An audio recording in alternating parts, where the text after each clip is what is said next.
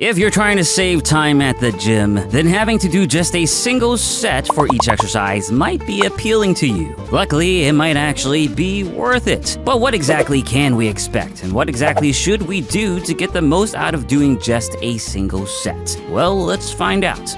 If we go by the actual data, in the past 15 to 20 years or so, research has consistently demonstrated that doing multiple sets per exercise is clearly better than doing a single set if you want to maximize your gains. So how is it possible that so many people, including legendary bodybuilders like Mike Mentzer and Dorian Yates, have achieved such astounding gains by training primarily with single sets? Thing is, even though it might not maximize gains, single set training can still provide very meaningful results. In terms of the differences at the higher end, some studies show that multi-set training is associated with as much as 1.5 times the amount of gains as single set training. Now that is definitely a significant difference, but if we look a bit closer, to achieve 1.5 times the gains, it requires doing about 3 times the amount of work in volume and also spending roughly 3 times longer at the gym. So if you're trying to save time, which pretty much everyone is, and want to still get some good gains, then single set training is a perfectly good option. It's especially the case if you're a beginner or if you're primarily training to improve strength, where the gap between single and multi-set training gains is much closer.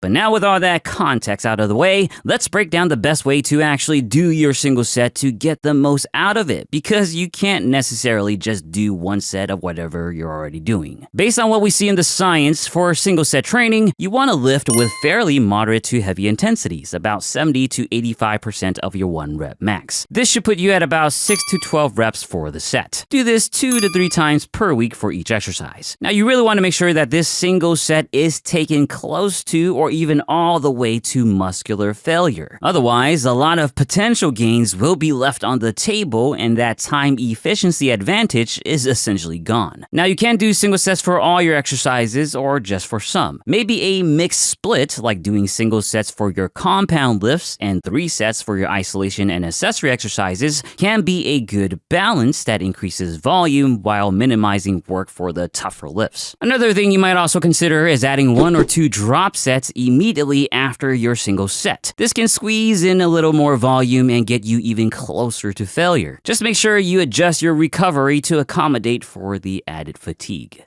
And that's essentially what you should do if you're training with only 1 set each exercise. If you care about maximizing your time over maximizing your gains, then give single set training at least a single shot.